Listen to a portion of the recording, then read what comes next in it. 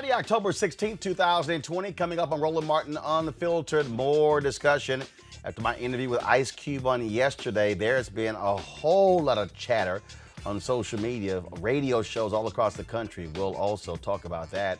And the question is, what's next? Last night, Donald Trump and the former Vice President Joe Biden had separate town halls on different networks. We'll give you a recap of what took place.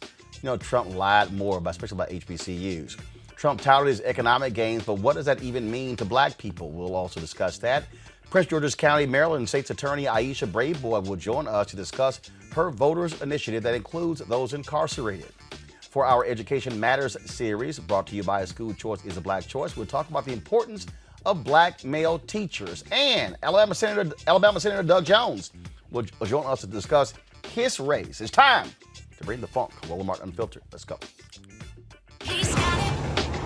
Whatever the biz, he's on it. Whatever it is, he's got the scoop, the fact, the find. And when it breaks, he's right on time and it's rolling. Best believe he's knowing. Putting it down from sports to news to politics. With entertainment just for kicks, he's rolling. It's on go, y'all. It's Roland Martin, Rolling with Roland now.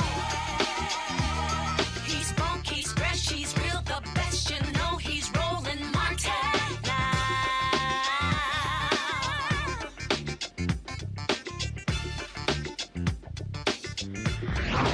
Martin. All right, folks, last night here on Roland Martin Unfiltered, lots of discussion with regards to my interview with Ice Cube regarding his contract with Black America and the Trump campaign taking credit for saying that he participated in some of that with him. Now, what's real interesting about that is that we had this conversation, this spirited conversation with him and really trying to get to understand what's going on. Well, the folks at Politico dropped a story today laying out what they say is the backstory, where the Trump campaign reached out to him that he did not go to the White House to meet with folks there, but that Cube went to a Washington, D.C. hotel and actually met with Jared Kushner and others. Bottom line, the Trump campaign got exactly what they wanted out of this, and that's one of the things that is important that we talk about here, okay, and that deals with, again, how the campaigns play, how people roll, and how folks actually operate. And what this story laid out is, look, what the Trump campaign wanted is exactly what they got. That is the PR hit of Ice Cube essentially endorsing Donald Trump's Platinum Plan. Now, I sent emails to the Trump campaign saying, okay, who do y'all have who can come on to talk about the Platinum Plan? I'm still waiting. And one of the things that we talked about last night in this plan, which Cube felt was something that they took from his plan, was this right here, where the Trump people said, go to my iPad. President Trump's promise to Black America over 4 years: increase access to capital in black communities by almost $500 billion. All of the people who I have seen quoting this plan, they've all been saying Trump promised black people $500 billion. That's what they said. Yet, like I walked y'all through last night, if you actually go through this plan, if you go through it, the only $500 billion number you see deals with the annual $500 billion federal contracting opportunities. Please go to it. So again, you see it right here under jobs, jobs, jobs. If I scroll through, they say invest $20 billion towards broadband internet access, okay? But that doesn't say it's direct just to black people.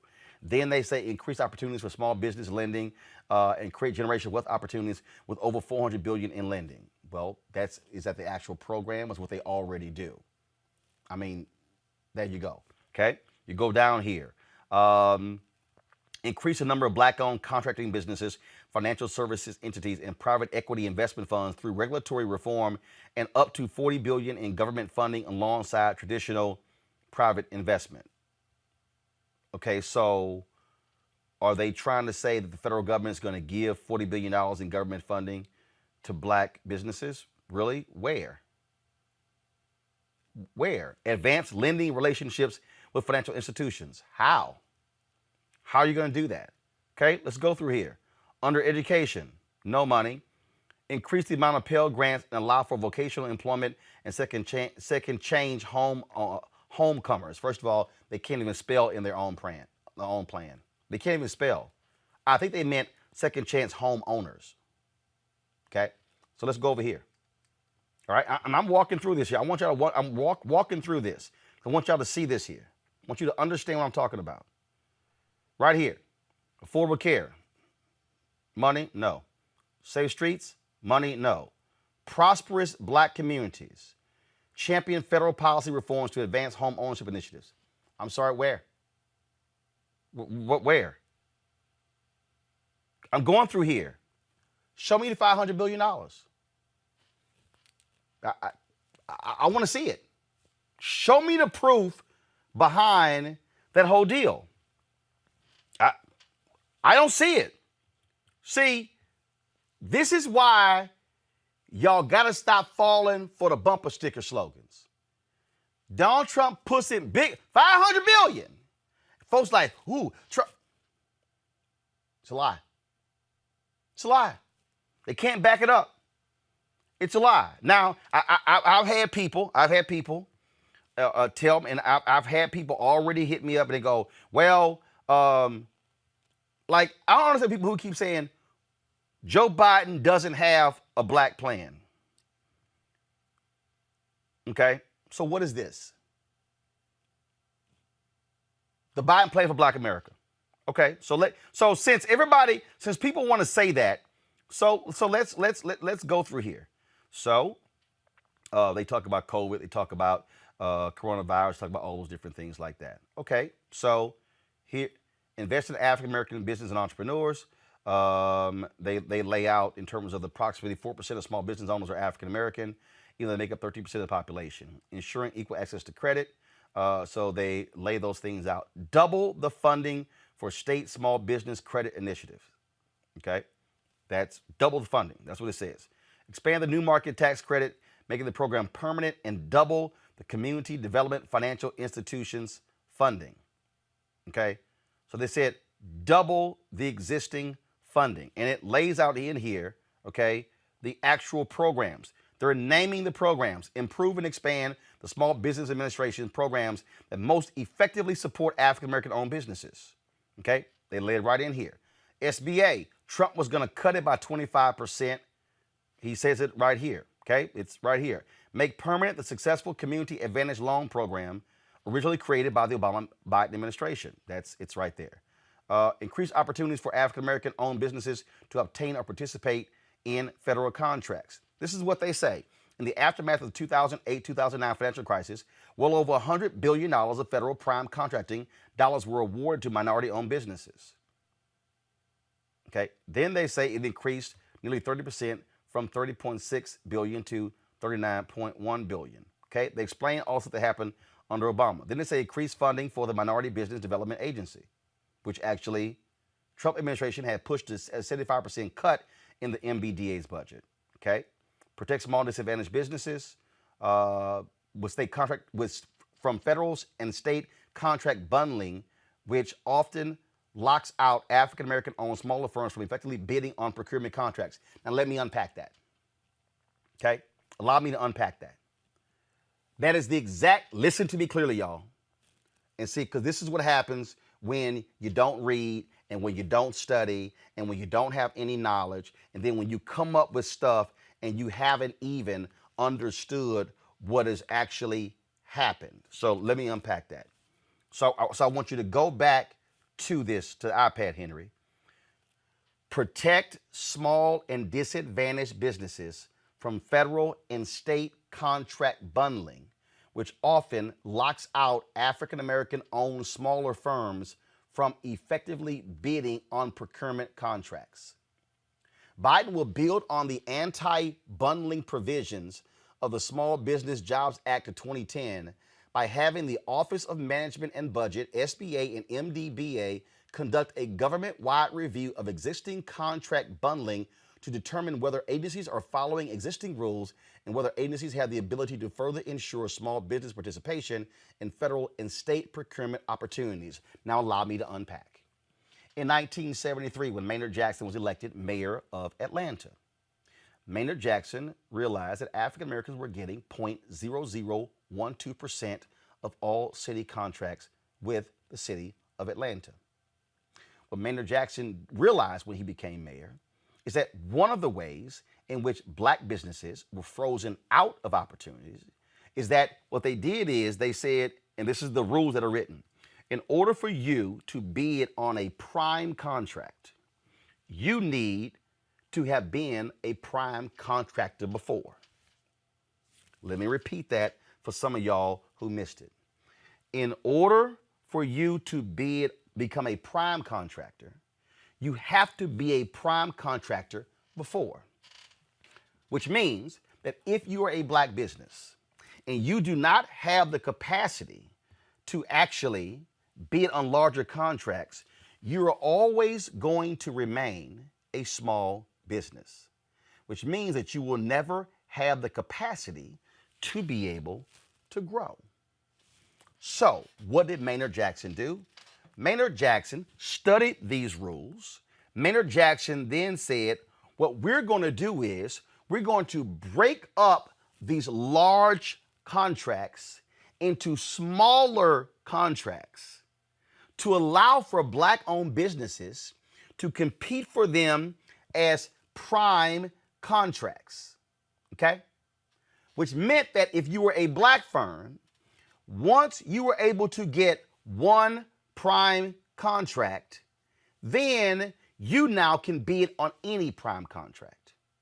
What Maynard Jackson also did was call the banks into his office and say, you're going to provide credit lines to the black businesses who have city contracts because you know they're going to get paid. They simply can't float their businesses for 180 days. So why is this important? I talked to the U.S. Black Chambers, Inc. when Donald Trump became president. And one of their criticisms is that the Trump administration went back to bundling contracts, which meant that African American and other small business owners would not be able to then compete because they can't compete for the big contracts. That, folks, is how we're frozen out. And so here we are having this conversation, talking about plans.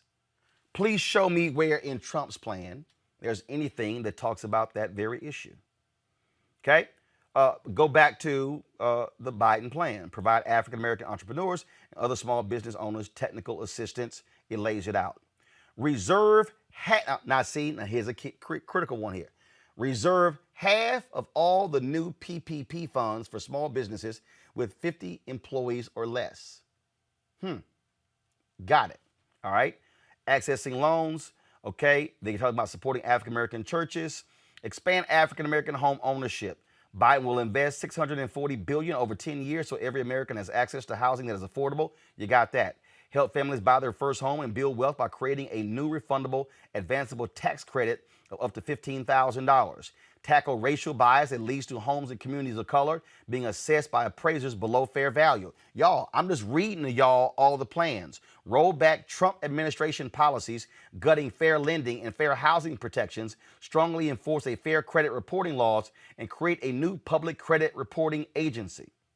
That's all right here in the plan. Protect homeowners and renters from abusive lenders and landlords through a new home ownership and renter bill of rights. It's all right there. Roll back Trump administration policies gutting fair lending and fair housing protections for homeowners. Okay, it's right there. Hold financial institutions accountable for discriminatory practices in the housing market. It's right there.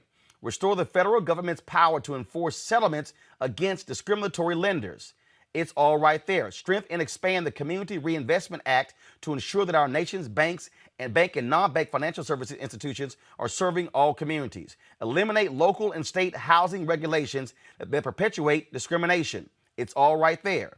Increase access to affordable housing. Establish a $100 billion affordable housing fund to construct and upgrade affordable housing. Provide tax incentives for the construction of more affordable housing in communities that need it most. Low-income housing tax credit.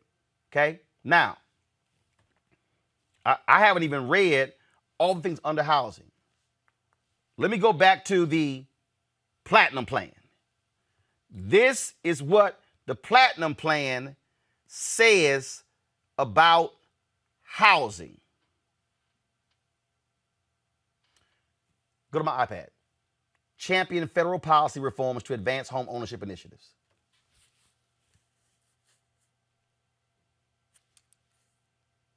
That's it.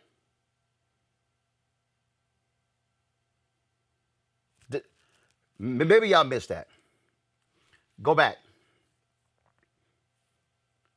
Champion federal policy reforms to advance home ownership initiatives. That's it's. Let me make it bigger. Y'all see that? 1, 2, 3, 4, 5, 6, 7, 8, 9. 9 words. 9 words on housing. Come back.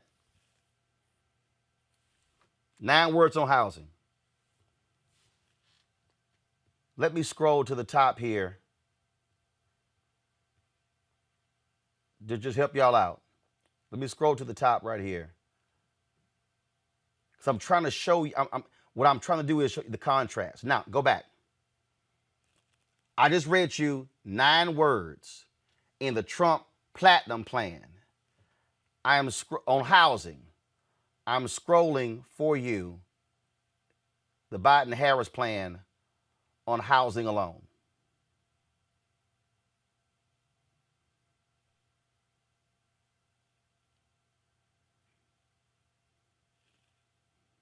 I'm not done.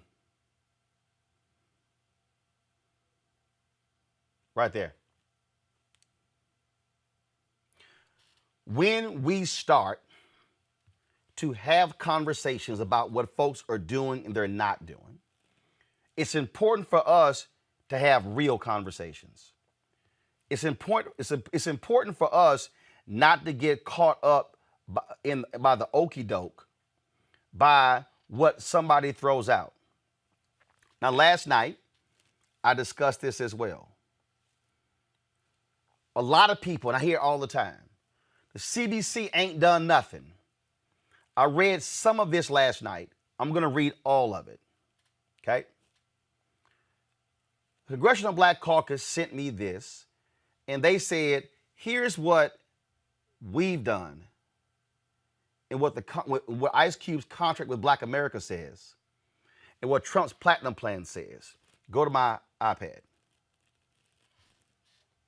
Okay?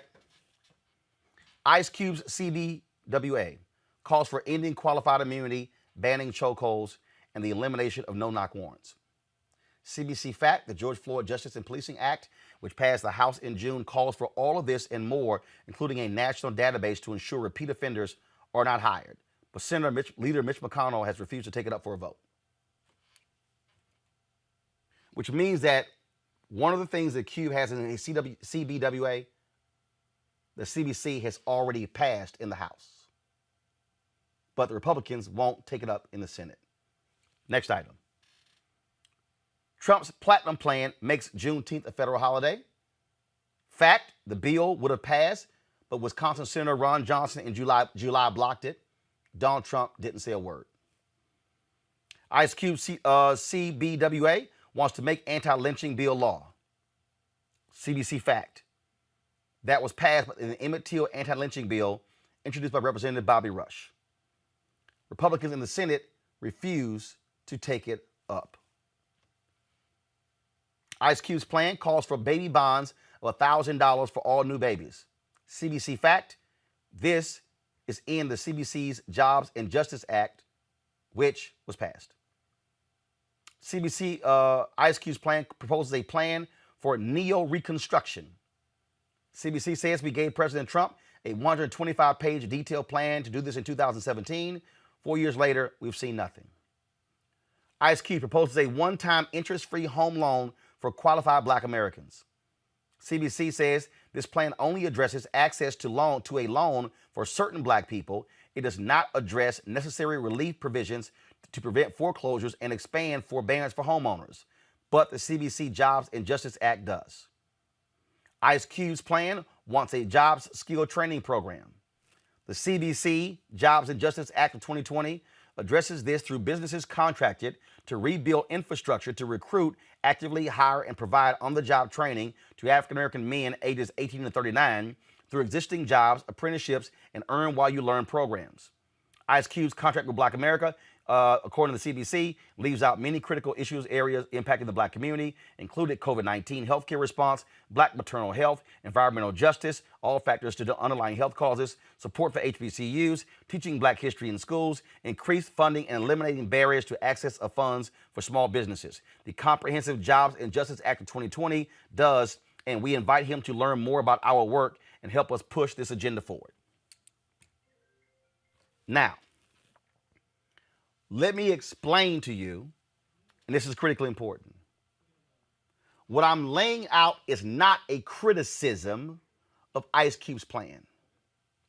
What it is stating what actually has been done. That's what I'm laying out. What other entities are doing. Speak to it as well. The real issue that we have here is not who's backing that plan or that plan. The real issue is, are we seeing forward progress on the issues that Black people care about? When you begin to break that thing down, now you begin to realize who's getting played and who isn't. Now you begin to realize who's serious and who isn't. Now I could have gone through, because remember, I told you, the Biden plan is 22 pages long. I encourage you to go to JoeBiden.com and look it up. But what I need Black people to do is stop getting so caught up in, ooh, they beefing, and this is what they doing, as opposed to saying, how can Ice Cube with his celebrity be a modern-day Harry Belafonte, a modern-day Ossie Davis, Ruby Dee, Sidney Poitier, Diane Carroll, Dick Gregory, Paul Robeson, and use celebrity and use his large following to bring attention to plans that don't necessarily get the same amount of attention? That's one. The second piece is Ice Cube is presenting his contract with Black America only in the last 3 months. But there are other initiatives that have been in the pipeline a lot longer. So, what we as Black folks should be doing is identifying what's further along, give those things a push, give them support for them to then become real. So if y'all are caught up in the back and forth and the drama, as opposed to being laser-like focused on how we can move things ahead for African Americans. Because this thing is not about who met or didn't meet with Ice Cube. It's not about who met or didn't meet with T.I. It's not, and let me be real clear. I'll put it on the line. Celebrities are not going to lead Black people to the promised land. The folk who will are the very people who do this day in and day out. So what we need celebrities leveraging their celebrity to help those policymakers be able to advance the agenda. Should we listen to them? Absolutely. But what we cannot do is act as if folk ain't been putting in the work all this time.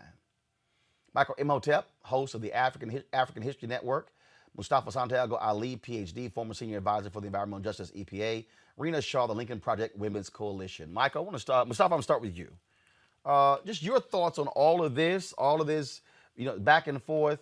To me, I think it's missing the most important element, and that is how do we move forward as a collective to achieve what we want to achieve?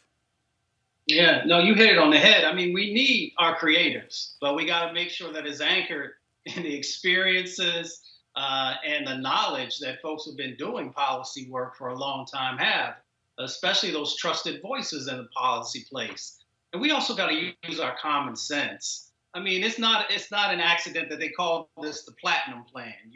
They understand how our culture works and how we get excited about certain things. But we also got to, once again, use our common sense. If you look at Trump's 2017, 2018, 2019 presidential budgets, they were just talking about slashing all of the programs that are so critical to helping our communities just survive in many instances, not thrive, but to survive. If you want to just pay attention to what's going on in the moment, as you pointed out around the PPP, folks should also be asking the question, why is it that there weren't other directed programs from Trump or the Republicans saying, we know that there are these disproportionate impacts that are happening in this COVID-19 moment to African Americans, the Latinx folks, the indigenous folks. And here are those additional resources and steps that we're going to put in place to actually help you to protect your lives and to also give you that economic backing that is so critical. When someone doesn't do that, that tells you that you are not a priority for them in the past, in this moment, or in the future because of those resources. And that focus is not there. They also know that disproportionately a whole bunch of us are dying, so there'll be even less of us that are there. So folks just got to spend a little bit of time and actually just unpacking, as you said, the actions of folks. It's like that old saying, when someone shows you who they are, believe them. Trump has shown you exactly who he is and who he cares about. Michael, again, the thing, what I don't do, I don't waste my time with gossip. Exactly. I saw that dumbass Boyce Watkins somebody sent me a video where he was like, oh, Roland Martin tried to pin Ice Cube down. No, I didn't. We actually were presenting facts. We were discussing the plans. This wasn't, I'm trying to pin Ice. No. My whole deal was, this is what they said, $500 billion for black people. I simply pointed out that was a lie. Right. Well, first, a few things. One, and I have friends who are on different sides of this equation, so I deal with what I deal with. So let me put it like that. One, I want to thank you for the interview you did yesterday with Ice Cube. Okay, because you allowed Ice Cube to explain his side of what happened, number one. Two, I applaud Ice Cube for pulling together policy experts to put together this agenda. I applaud him for this because he didn't have to do this. And see, one of the things we have to understand is that the hell that he has gotten over the past 48 hours, that'll make the next celebrity who has resources, who really wants to do something to help our people, and they may want to do something even on a larger scale than Ice Cube. They may have all the wherewithal to pull it off, and they may say, well, wait, I saw how they treated Ice Cube, and he was trying to help black people. Okay, so I don't even want to have anything to do with this. Ice Cube is learning, and I think he really means well. But we also have to understand, as I told you last Friday on your show, Roland, Trump's plan is the fool's gold plan. Okay? The Trump campaign is using Ice Cube. Ice Cube, I think, wants to help his people, and he means well. I talked about this last night on my show. One. Two, Biden's plan came out May 4th, 2020. People have to understand this. Okay? I spent 6 weeks on my Sunday night show breaking down. Biden's plan is broken into 6 parts. It's 22 pages. Pages 2 through 11 deal with economic empowerment for African Americans. I spent 6 weeks on my Sunday night show breaking down Biden's plan, and we're going back through doing it again now. This Sunday we're doing part 6 again. So as I said last Friday on your show, Biden's plan is more comprehensive. It's not perfect, but it's more comprehensive, it's more specific, is much more reasonable than Trump's plan. And what people have to understand also is this timeline. When um, Ice Cube's representatives, because I read the article from Politico.com that you posted also, and I knew about 2 weeks ago that Ice Cube had met Ice Cube and or his representatives had met with both camps, because I think it was Billboard had an article about this. So I knew this like 2 weeks ago. When the Trump campaign met with Ice Cube's representatives, they had not released their quote unquote black agenda yet, their platinum plan. They altered it to incorporate some of Ice Cube's contract with Black America. Then they released their 2-page agenda that I call the Fool's Gold Plan. Now, number one, I want to see what it looked like before they incorporated something from Ice Cube's contract with Black America, because it's horrible as it is now, Trump's plan, okay? So then also in the Political article, and Ice Cube explaining what happened as well, he said that the Biden campaign, like they said, about 85% of what's in his contract with Black America, they said we'll deal with that on the other side of the election. It's important for people to understand the Biden campaign had already released their Lift Every Voice plan. That came out May 4th, 2020. Okay, so it was already released when the contract with Black America came out, and some of the things that are in the contract of Black America were already in Biden's plan. But a lot of people don't know Biden has this plan. Even yesterday, reading some of the comments during the on your thread during the interview, a lot of people didn't know Biden had his plan. So the Biden campaign also has to do a better job of really explaining this and putting this out. The Right. graphics you talked about yesterday, Got it. things like this. Yeah, they have to do a better job of doing that also. And they also have on their website, last thing, they also have highlights of the Black agenda and how the agenda empowers Black men as well. Rena, this whole back and forth. Look, you know how Republicans have done things in the past when it comes to black folks. How the Trump people, they didn't want a serious discussion on this. All they wanted was to be able to say Ice Cube stamped our plan with his approval. Well, yeah, I mean that's totally what happened here, because let's not forget that whole big gaffe. I would say one of the biggest gaffes of this entire campaign that the Trump campaign has loved about Biden is when he went on Charlemagne the God's what was that, the Breakfast Club, right? Yep. And really, you know, those words weren't perfect, but Biden's not known for perfect words. The Trump campaign took that and ran with it. What people don't spend time investigating is the routine amount of misinformation that comes out of Trump's ethnic minority, Black American arm of his campaign. It's all nonsense, Roland. I've Right. looked at this stuff and I'm thinking to myself, these are flat out lies. And so when I look at what Ice Cube did, I think on the one hand, okay, fine. Yeah, here's a big name. They like that. And I think he did have probably the most noble intention going in there, but his contribution was a little too late. And I think that's really what we ought to look at here more than anything else. And then we shift to the facts and we look at really what's at play here. It's really the fact that Trump largely inherited this growing economy from the Obama-Biden administration. And so with COVID, though, the whole thing is turned on its head. And I think that's where we really see this whole situation for what it is, what's happening in Black America. And the reality is that Blacks still continue to be concentrated in low sector jobs, which just don't have adequate health care, paid sick leave. And frankly, they're disproportionately exposed to COVID-19. You think the president cares about any of that? Heck no. So those are just kind of the underlying facts there. The Trump campaign, again, I don't think speaks to those facts at all. They just push out a bunch of nonsense, smoke and mirrors.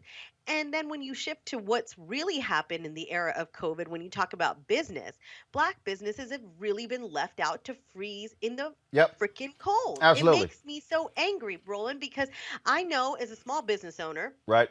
the pay protection plan from the Small Business Administration did this. This is Trump's SBA that had the opportunity to do better, and it didn't. And I think when you look at the facts, we remain startled, and I don't see how this administration can dig themselves out of this grave, because over 90% of black owned small businesses that applied for PPP funding were denied. Well, because again, Denied, flat out denied. but one of the reasons that's the case is again, is because it's also a function of the fact that you had 2.6 million black-owned businesses and 2.5 million only had one employee, and then those who even use freelance contractors, you couldn't actually apply for loans because of that. And so it's a myriad of factors, but this thing even goes further than just even when we talk about economics and African Americans in this country. Folks, stocks are soaring, and most black people are missing out on this. Now, when Donald Trump touts his economic gains, he usually refers to the stock market. The reality is only 33.5% of black households own stocks in 2019, according to the Federal Reserve. Among white households, the ownership rate is nearly 61%. Hispanics and other minorities, those numbers are even less. So stocks have nothing to do with the black economy. Joining me now is America's Wealth Coach, Deborah Owens. Deborah, we're talking about, again, we're talking about Ice Cube's contract with Black America. We're talking about economics. We're talking about Trump's platinum plan. I call the aluminum foil plan. We're talking about the Biden plan as well. The reality is this: when we are talking about African Americans and economics and how we have been left out of so many different areas, to Rena's point, you have to look at the jobs that we're in. You have to look at our disposable income. You have to look at, do we have the ability to be able to take $1,000 or $5,000 and put it in the stock market? Look, the folk out here who are getting rich are the individuals, frankly, who own homes, who likely have those homes paid off. Individuals who, with the amount of money they're making, the reality is you cannot have a discussion about black people in the stock market and completely ignore racism, redlining, and discrimination in hiring, in housing, in corporate America, in government, all of that. It all is intertwined. It is. It's systemic. And, the truth is, to your last guest point, one of the things that COVID has made really clear is how many Black folks are considered essential workers. So essential workers typically are, the people in the front lines, the people serving food, the people making sure buildings are open. And so as a result of being concentrated in what are pretty much low earner roles, you don't have those benefits. You don't have access to an employer sponsored 401k, let alone someone matching, right? So systemically, that's part of the issue. In order to invest, you have to feel like you have enough discretionary income so that you can, afford to put your money at risk and see it go up and down. But I think what was really interesting in the article was talking about the fact that even high income earner African Americans have a tendency to what are risk averse, right? Don't want to see their money go up and down, are more likely to be invested in real estate or insurance products. And so at the end of the day, there are just a couple of things going on. I mean, the stock market is not the economy. And yet, I don't think what many people, I think what many people don't understand is that the reason that the stock market is making these new heights has nothing to do with companies making a lot of earnings and more to do with monetary policy. And so what do I mean by that? I mean that basically the Fed is keeping interest rates really, really low, and there's nowhere for the money to go. Couple that with the fact of this most recent tax cut by this administration, which made basically, if you own stocks or capital gains, you really benefited from it. So, and if you think about it, Roland, the last time I was on your show, we were discussing the fact that an NFL player who was a millionaire went into an investment firm and wanted to be considered a high net worth client, and they denied him access. Yeah, that was a case out of Arizona, J.P. Morgan out of Arizona. Right, and so it is systemic. What I know to be true is that every day a person of color, a Black person, reaches out to a financial services firm, and because we don't have perceived enough, what are perceived to be enough assets, or don't know the right questions to ask. We're denied access. And so there's so many layers underneath here that I don't think were even covered in the article. And people wonder why Black folks are skeptical of these institutions. Well, it only takes an example like that NFL player doing everything that he can, you know, actually moving $800,000 in assets, and yet still he was denied. Well, and last question here. The thing I need folk to understand, and I've got somebody here that the folks are like, oh, it's easy to do stocks. You can buy stock for as little as $1, and it's simple. No, it's not that simple. Okay, it's just simply not that simple because you gotta know what the hell you're buying. You gotta know what you're investing in. You got, I mean, all sort of stuff along those lines.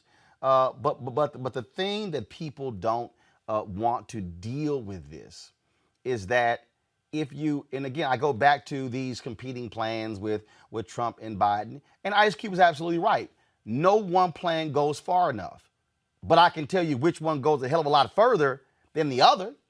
I can tell you what's a BS plan, which is Trump's so-called platinum plan, which is embarrassing in itself by naming it a platinum plan for black folks. Biden's plan goes further. But the thing for us as African Americans, we don't have to settle just for what Biden has put down on paper. I use Biden's plan as a marker. That's like, oh, here's what I want to say. that's a marker. We have to save ourselves. I mean, if we know nothing else in the past 4 years, it is clear that even what we perceived as being allies, or buying into the American dream and thinking that if we did all the right things, if we got a college education, a degree, if we had that six-figure career, that things will open up for us. And the truth is that so much of the lack of ownership of stocks and not participating in this most recent move in the stock market has a lot to do with the fact that most people have someone to show them how to invest. Right. I am somewhat taken aback by the number of people who are using apps and have absolutely no idea what they're investing in. And so my fear is thinking that things are simple, investing in the moment the market goes down, then you become afraid and you say, oh, well, that didn't work, right? So, I mean, I guess the point that I want to make, Roland, and the reason that I started Wealthy You is because we need to have a fundamental understanding of how the financial markets work and how to use the same knowledge, insight, and intellect that we use as consumers. We really have to learn how to use that intel and begin to invest in those same companies. And what you have to do is have a basic knowledge of how to do so. And we're simply not getting access to that through formal education, because typically this is something that is taught from our family, or someone in your family kind of says, okay, I'm going to take you along. Let's start your first brokerage account. That is not happening. But, the fact is that even when we do seek help, we're simply not being let in with open arms and shown the ropes. Absolutely. Deborah Owens, America's Wealth Coach. How can folks reach you? Well, they can go to my website, wealthyu.com. And by the way, talking about learning how to invest, Roland, we've got a masterclass going on tomorrow all day, so they can just hit our website if they want more information. All right. Sounds great. Folks, go check it out for some great information. We appreciate it, Deborah Owens. Thanks a lot. All right. Thanks so much, Roland. Got to go to a break. We come back. We'll talk about the voting initiative coming out of Prince George's County. Also, folks who work for President George W. Bush, yeah, they're like, the hell with Trump. Y'all should be supporting Joe Biden. Where do we show you that ad? And the folks with the Lincoln Project Arenas with, man, they took a Donald Trump Jr. ad, chopped it up. Brilliant. All of that next. Roland Martin, Unfiltered. I'm going to create a better avenue. It was like what I wanted in my neighborhood. I grew up wanting a lot of activities in my neighborhood that was in close proximity. My mom wasn't always there, so I didn't always have a ride to places. And You know, you want to be able to walk down the street and get to something that's some food for your soul in your community. You know, I relish, the days of being in Clarksdale, Mississippi, and when I had to go out there and live with my people, they had actually black-owned corner stores. My uncle owned one. My Uncle Donald owned a cleaners and a corner store, and he a city councilman down there now. And it's like that was big for him. He was like, "Yo, man, you got to own something. Got to own something." His wife was named Louise. It always killed me. I used to call him George Jefferson. His name was Donald because his wife was named Louise, and that was big to see my family own and stuff.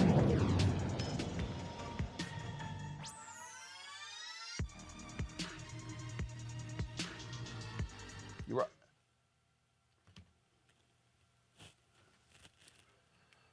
All right, folks. With the folks with Vote to Live have dropped this video. Roll it, please.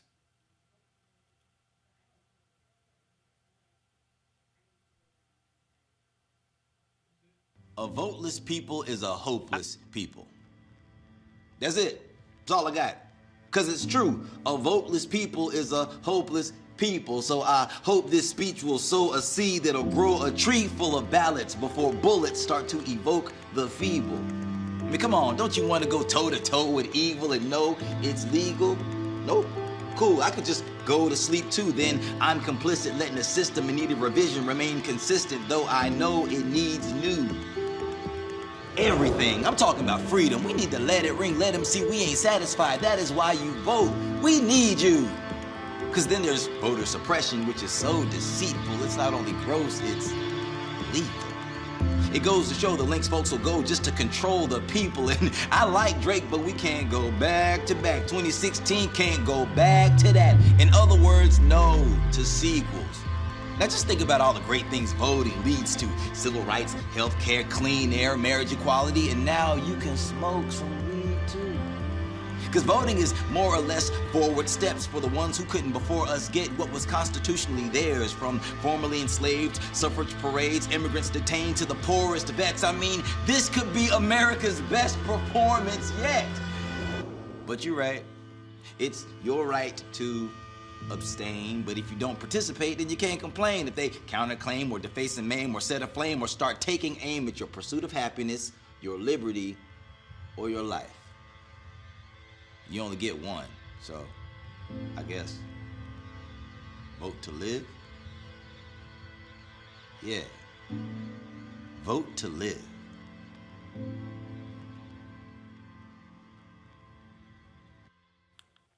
All right, for more information, go to votetolive.org. We certainly thank them for the work they're doing to ensure people are going to get registered. All right, folks, not many days left until Election Day. We'll pull that graphic up. We show you, we've been covering this, 17 days until Election Day. We are encouraging you to get yourself registered. We have a number of course, we've been encouraging you to go to vote.org, go to iwillvote.com. To be able to get registered. Just 17 days left. Check your registration. Now, here are the voter registration deadlines. A lot of your states have already passed. These are the voter registration deadlines. What's today? Today is October 16th, so we can ignore most of these. Nebraska, today is your deadline. Alabama, your deadline is on Monday. California, Maine, I need everybody in Michigan and Pennsylvania to understand your deadline to register is Monday. South Dakota and Wyoming as well. Ain't that many of us in South Dakota and Wyoming. Utah's October 23rd. Iowa and Massachusetts, you are October 24th. Colorado, Montana, Washington State, you are October 26th. Connecticut, you are October 27th. Now, one of the things that we're also going to do, folks, and so to my team, I need us to have the graphic ready for Monday. We're going to show you the states where they have, first of all, we're going to start showing you where early voting is taking place. We're going to also start showing you where there's early voting registration. Then we're going to show you the states where there is same day voter registration on Election Day. So you need all that information so you're going out there. Now, folks, in Prince George's County, the state's attorney, Aisha Braveboy, has launched Operation Protect the Vote for All. She wants to ensure that voter intimidation doesn't take place in the majority black jurisdiction during this general election. The initiative focuses on making sure vulnerable populations such as immigrants, senior citizens, and those in the LGBTQ community are not intimidated and can vote. Another part of the plan will also determine which of the estimated 500 people currently housed in the county jail are eligible to vote. She joins us right now. Glad to have you back, Aisha. Thank you so much for having me, Roland. So, Donald Trump literally called for his people to intimidate folks in the polls. I mean, he literally said it. Republicans say they want to draft 50,000 volunteers to literally go to the polls to watch others as poll watchers. There's no longer a consent decree that in place that keeps them from doing it the first time in 20 years as well. Well, let me say, if they come to Prince George's County and try to intimidate voters here, I want them to know that voter intimidation is a crime, and my office will prosecute anyone who offends voters at the poll. You know, this is a very important, critical election, and we understand that the president does not want people to vote because his concern is that voters will actually show up and vote their conscience, and he won't be where he is now. So, first of all, so explain to people, so if they can have poll monitors, what are the rules? How far away do they have to be? Because if somebody at Costco is getting out of their cars or whatever, and so explain to folks watching what they should be looking out for to protect themselves as well. Yeah, so every state is a little different in terms of how far away from the precinct or the doors to the precinct that the volunteers or poll watchers have to be. And so that will depend on what state you're at. But what we're talking about are people who are there to intimidate, to ask you questions like, are you, illegally here in this country, or trying to aggressively convince you not to vote, or lie to you and say that you need to leave because there's no more ballots here, or whatever it is to prevent you from voting. Those are the kind of actions that are illegal and that we will prosecute. And just so we be clear, you're a voter. You don't owe anybody a damn thing. You don't have to answer anybody unless they are poll workers and are asking you about here's a sample ballot or to get your ID ready. If anybody asks you any questions about your status, are you a resident of this neighborhood, all you can say is talk to the hand. Yes. In fact, you don't even have to say that. You can ignore them and keep on moving. Well, that's important because I think some people they figure, oh, somebody might be wearing, poll watcher tags or something, and so they have to answer to them. No, you don't owe them any explanation whatsoever. No one outside of the building generally are people who you need to give any information to. Really, the only people who you need to talk to are the election judges, who will typically ask you who you are and what is your address. And once you get those two things correct, they will give you a ballot and you will be on your way. You typically don't have to actually show ID. Sometimes in certain states, if you're a new voter, you're voting for the first time at a particular precinct, they might ask you for your ID. But for the most part, you're not even asked for your ID. You should not be asked in most states for your ID. Last point here, talk about the folks who are in jail. How are you working to make sure that they are who can vote, who can't vote? Absolutely. Well, they are residents and citizens and they have rights. And so for those who are being held pre-trial in our detention center, we have given every single person access to the ballot. We work with our Board of Elections and our Correctional Officers Association. So I want to give a shout out to our unions. They have been really, really helpful, as well as the local NAACP and other organizations. But essentially, every single person in the jail, we provided their names to the Board of Elections, and they determined who was eligible to vote.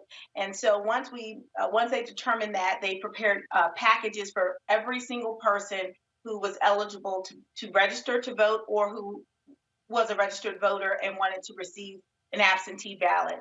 So that was delivered to the jail. We did a voter registration drive right at the jail. And those applications were sent to the Board of Elections, and those individuals will be receiving their ballots in the next week. And we look forward to them voting, because every single person should exercise their right, whether you are a pretrial detainee or in our state, you're allowed to vote if you are serving time for a misdemeanor. And if you have been released from jail, even if you still have time on parole or probation, for a felony, but you've been released from jail, you are eligible to register to vote. So we're sending that message out to every single person in our community. Please vote. Vote early if you can, because it's the safest way to vote at this point, either by mail or drop your ballot off at a drop box, or an election day, you can take the ballot and drop it off at your precinct. But we want everyone to vote, and we want to protect everybody, even those behind the wall.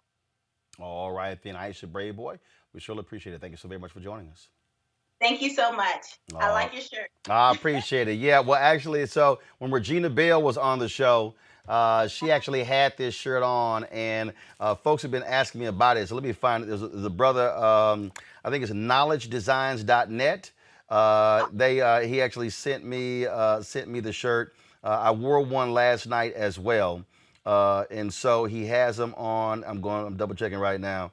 So yeah, the website is knowledgedesigns.net. And so we certainly appreciate them for shooting this to me for me to rock on the show. Thank you. Thank you. Enjoy. I appreciate it. Keep giving them hell. All right. Thank you. All right. Thanks a bunch. Folks, again, we're talking about, again, the election, what is going on, and what we're seeing last night. Of course, there were competing town halls on NBC and ABC. Joe Biden was on ABC. Donald Trump was on NBC. Here's a recap of what took place last night. Do you have any remaining symptoms from COVID? Nothing whatsoever. I'm great. I feel good. How severe were your symptoms? In particular, did you have pneumonia?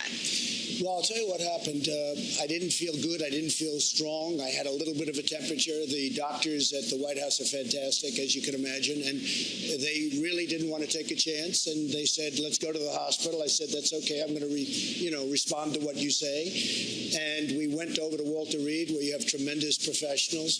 They gave me Regeneron and Remdesivir both, and all I know is I felt good the following day. I felt really good. Did the doctors ever tell you that they saw pneumonia on your lung scans? No, but they said the lungs are, a little bit different, a little bit perhaps infected. You were asked point blank to denounce white supremacy. In the moment, you didn't. You asked some follow-up questions. Who specifically? A couple of days later, on a different show, you denounced white supremacy. No, you My always question to you is, you've done this to me and everybody. Why does it seem like I denounce white supremacy? Okay, you did 2 days later? I've denounced white supremacy for years, but you always do it. You always start off with a question. You didn't ask Joe Biden whether or not he denounces Antifa. While we're denouncing, let me ask you about QAnon. It is this theory that Democrats are a satanic pedophile ring and that you are the savior of that. Now, can you just once and for all state that that is completely not true, So, and that disavow QAnon in its entirety? I know nothing about QAnon. I just told you. I know very little. You told me, but what you tell me doesn't necessarily make it fact. I hate to say that. I know nothing about it. I do know they are very much against pedophilia. They fight it very hard, but I know nothing about it. They believe it is a satanic cult run by the deep study the state. subject. I'll tell you what I do know about. I know about Antifa, and I know about the radical left, and I know how violent they are and how vicious they are, and I know how they're burning down cities run by Democrats, not run by Republicans. Senator, will you accept a peaceful transfer of power? You have said repeatedly, the only way we lose this election is if it is rigged. Now, that is simply not true. The fact is, either candidate can lose fair and square without ballot fraud. So will you accept the results of the election? That's the way I want it to be. But when I see thousands of ballots, right, unsolicited ballots being given out by the millions, and thousands of them are dumped in dumpsters, and when you see ballots with the name Trump, military ballots from our great military, and they're dumped in garbage cans. That is a handful. We could go all night, which we won't. No, but no, we it's could go all happening every night, day. one by one, a single case, a single day. You're talking about 150 million votes. Your own FBI director says there is no evidence of widespread really? fraud. Well, then he's not doing a very good job. And the answer is yes, I will. But I want it to be an honest election, and so does everybody else. On behalf of voters, who do you owe $421 million Okay, first of all, to? let me answer. What they did is illegal, number one. Also, the numbers are all wrong with the numbers they released. And just so you understand, when you have a lot of real estate, I have real estate, you know a lot of it, okay? Right down the road, Doral, big stuff, great stuff. I'm very when I decided to run, I'm very under-levered, fortunately, but I'm very under-levered. I have a very, very small percentage of debt compared, in fact, some of it I did as favors to institutions that wanted to loan me money. $400 million compared to the assets that I have, all of these great properties all over the world, and frankly, the Bank of America building in San Francisco. I don't love what's happening to San Francisco. Well, do I hear you right? It sounds like you're saying $400 million isn't that much. One of the biggest office buildings. But are you confirming that yes, you do owe some $400 million? What I'm saying is that it's a tiny percentage of my net worth. Many people believe that the true swing demographic in this election will be black voters under the age of 30. Not because they'll be voting for Trump, but because they won't vote at all. I myself have had this exact same conflict. So my question for you then is, besides you ain't black, what do you have to say to young black voters who see voting for you as further participation in a system that continually fails to protect them? Well, I say, first of all, as my buddy John Lewis said, it's a sacred opportunity and right to vote. You can make a difference. If young black women and men vote, you can determine the outcome of this election. Not a joke. You can do that. And the next question is, am I worthy of your vote? Can I earn your vote? And the answer is, there's two things I think that I care, and I've demonstrated I care about my whole career. One is, in addition to dealing with a criminal justice system to make it fair and make it more decent, we have to be able to put black Americans in a position to be able to gain wealth, generate wealth. And so you look at what that entails. It entails everything from early education. That's why I'm supporting making sure that we in Title I schools, as you know, schools with the least tax base to be able to support their schools. I increased the funding for them from $15 to $45 billion.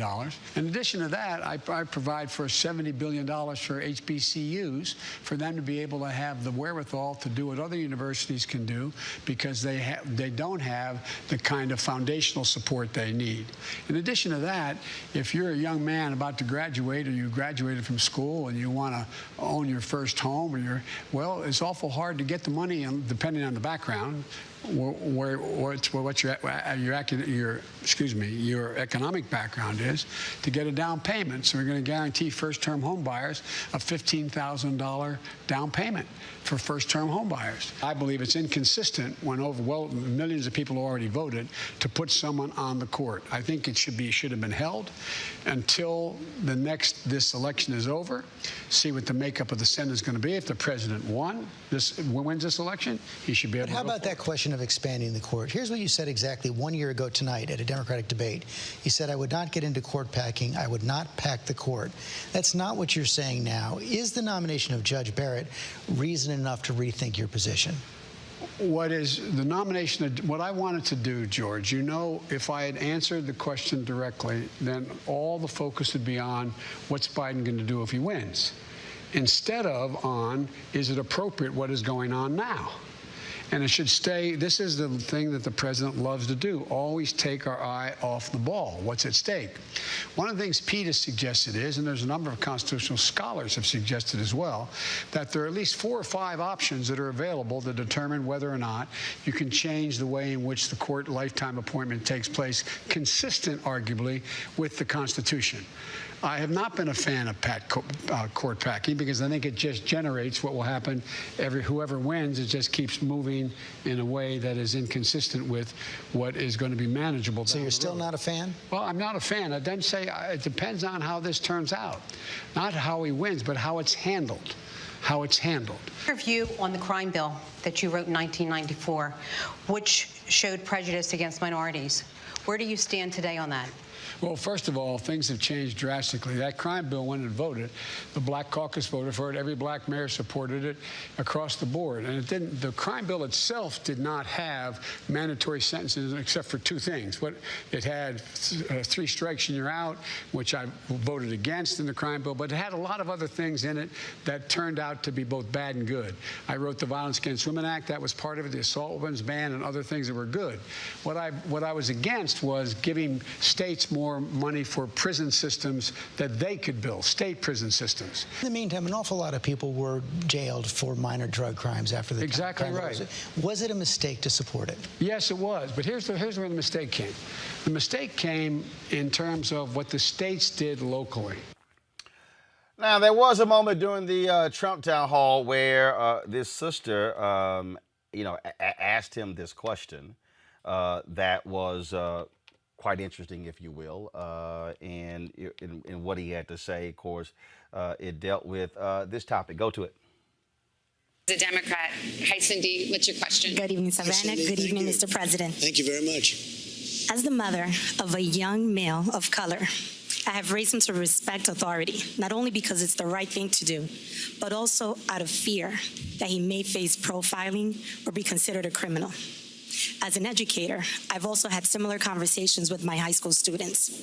Mr. President, what will you and your administration do to better prepare our law enforcement officers to work in collaboration with the communities that they serve, and also to protect the lives of innocent Black and Latinos from police brutality and injustice? Right. I fully understand the question, and I saw everything that you saw over the summer, and it was a terrible thing to watch. We were very strongly, we have a senator named Tim Scott from South Carolina. He came up with a bill that should have been approved. It was great. It was a bill that was strong in terms of law enforcement and strong in terms of enforcing the proper thing and doing the proper thing by law enforcement. And the Democrats just wouldn't go for it. They wouldn't go for it at all. And I don't know why, because it was a really great bill. But I do have to say this. And some people don't like it when I say it, but a lot of people agree. I have done more for the African American community than any president, with the exception of Abraham Lincoln. Criminal justice reform, prison reform, historically Black colleges and universities. I got them funded. They were on a year-to-year basis. They could have been put out of business. As soon as our country had a little bad year, they would have said, I'm sorry, we're not going to fund you. I got them 10-year funding and financing, and more than they even asked for. I became very friendly with a lot of the heads. But we've done more, and of course, opportunity zones. But criminal justice reform, everybody said it could not be done. President Obama and Biden never even tried to do it. They never even tried. But I say that, and I say it often. I'll say it loud, and I'm very proud of it. And I have a great relationship because of what I've done with the African American community. I'm very proud of it. Let's go to our next question. We have Paulette Dale. She leans slightly to Biden. She voted for Clinton in 2016. She's registered as a Republican. Michael, that's a flat out lie. That man lied so often that, first of all, he did. The HBCU thing is a lie. Biden and Obama didn't try to do criminal justice reform. It was one of the first bills Obama signed, which lowered the crack cocaine to powder cocaine disparity. That's a lie. Right. They tried to actually get a broader criminal justice reform bill, but the Republicans would not participate. He's, again, lying about HBCUs. And then, and look, the reality is the last Republican who actually had a real plan for Black America economically was Richard Nixon. That man just lied his ass off again. And so and I'm sitting there and I'm like, hey, Guthrie, you want to say something? Oh, well, look, Roland, here's the thing. He lied his behind off. I didn't watch it on MSNBC or NBC, but I've got the recap from NBC News. I've got the fact checking from the Washington Post. I watched it on ABC News, okay? I watched Biden on ABC News. Here's the thing, very quickly. Number one, when you talked about 2015, there was bipartisan support in the U.S. Senate for an earlier version of the First Step Act. It was blocked by Jefferson Beauregard Sessions III, U.S. Senator from Alabama, and Senator Tom Cotton, U.S. Senator from Arkansas. They blocked it. under President Obama in 2015. They tried to block the First Step Act this time. Go They ahead. tried to block the First Step Act this time, but here's the thing. How can Trump claim to be the champion of criminal justice reform and you nominate 2 attorney generals who are against criminal justice reform? You nominate Attorney General Jefferson Beauregard Sessions III of Alabama, who reversed the Smart on Crime initiative from Attorney General Eric Holder in 2013 that backed off of charging low-level nonviolent drug offenders with the longest, harshest sentences. Okay, Jefferson Beauregard Sessions III tried to back out of the consent decrees with the Baltimore Police Department and the Chicago Police Department that were negotiated by the Obama administration. There were about 24, 25 investigations into the patterns and practices of police departments under the Obama administration, more than any other previous administration, which led to about 14 or 15 consent decrees. Okay, now under Jeff Sessions and Attorney General William Barr, they have taken a hands-off approach to policing. This is what people have to understand. They've taken a hands-off approach to policing and basically stopped doing the investigations into the police departments. So when you go across the board, you see them reversing the policies from the Obama administration, okay? But a lot of people don't know that these policies were in place under the Obama administration. And then the other thing is when we look at Donald Trump saying that he's done more for African Americans since Lincoln. Look at the fact checking from the Washington Post. Once again, that's a lie. Okay, Washington Post has fact checking on this, fact checking the dueling town halls of Trump and Biden. So this is an example of how elections have consequences. And when he talked about HBCUs, not only was that Representative Alma Adams' bill, but as Dr. William Kimbrough explained when you interviewed, program that was put in place by George W. Bush, expanded by Obama. So but there was a veto-proof majority to override a veto. So even if he vetoed the bill, it was still going to become But the bottom line is, it wasn't his bill. Mustafa, he's a liar. He's a liar, pure and simple. He's a liar. Yeah, it's the difference between, watching the 2 town halls. It's the difference between slogans and actually somebody who has a conversation around policy so that you can evaluate if you want to get behind it or not. When Trump talks about, how he's gotten so many people out of jail, we got 2.2 million people in our country who are incarcerated, whether they're in prison or jail or in other forms of incarceration. So if you actually were focused on that issue over the last 4 years, you would have made a significant dent in that. And then, of course, you would have made sure also that the programs that are necessary for those who have been incarcerated to get the skills to make sure that they, are not reincarcerated, then you would have something to actually talk about. So of course, none of us want to see any brothers, sisters, anybody who's in jail, but let's have an honest conversation about what the numbers actually look like. And all this other stuff he keeps talking about, HBCUs, yes, we need to make sure there's better funding for our HBCUs. But the reality of the situation is that our HBCUs have been able to navigate a number of very difficult situations, and we should be focused on making sure that we are strengthening, the foundations that are there. But don't act like you're some savior, and all of a sudden now the endowments at our colleges and our universities are now so much stronger, because it's just not true. Others have already done most of the work that you continue to take credit for. And when you call out Tim Scott as the person that you want to highlight, I mean, come on, man, be serious. You talk about him in relationship to the opportunity zones. Cory Booker is the one who actually began the development and moved the opportunity zones forward. So that's why we have to do our research, because again, it's window dressing when it comes to Trump at best. And if you don't really understand these policies, then you don't understand why so many folks in our communities are dying and getting sick, and wealth has literally been extracted from our communities. Absolutely. All right, folks, got to go to a break. We come back. Our Education Weekly segment, that's next on Roland Martin Unfiltered. Also, Senator Doug Jones of Alabama will be joining us in this second hour as well. Don't touch that iPad or phone. We'll be right back. You have to have something that has taken place that you care about to be able to stand for. Because like you said, those renters, they don't know. So really, they're walking around oblivious because their focus ain't that. Their focus is where's the next place that they can be translated at? Where's the next place that I can rent at? They're not even thinking about owning until and when they do, then things change. And those are the people that we need to go, hey, we trying to talk to you. We got to talk to those people. We have to sit down and have conversations like this so when they see somebody that they can relate to, and it's like, oh, let me see what Lisa Ray is talking about. Let me see what Tiny's talking about. Let me see what Roland is saying. Why don't we hit them in ways in which that we know it will affect them? Hey, it's Carrie Washington. Listen, I know that there's a lot that has got to change in our communities, and sometimes it's hard to imagine things getting better. And no, voting will not solve everything, but it is a step forward. So remember, in Ohio, you can vote early in person between October 6th and November 2nd. Plus, if you need a free ride to vote, use the code VOTE2LIVE-OH in your Lyft app. Visit votetolive.org for more info. Paid for by Collective Future.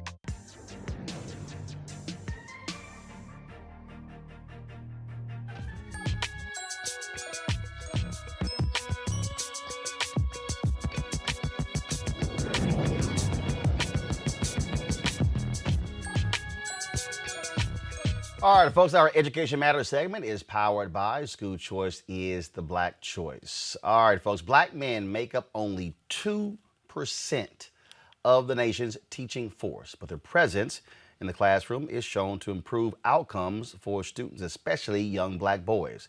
A study by the Institute of Labor Economics found that low-income black students who have a black teacher, man or woman, for at least 1 year in elementary school are less likely to drop out of high school and more likely to consider college. Still, only 7% of teachers nationwide are black.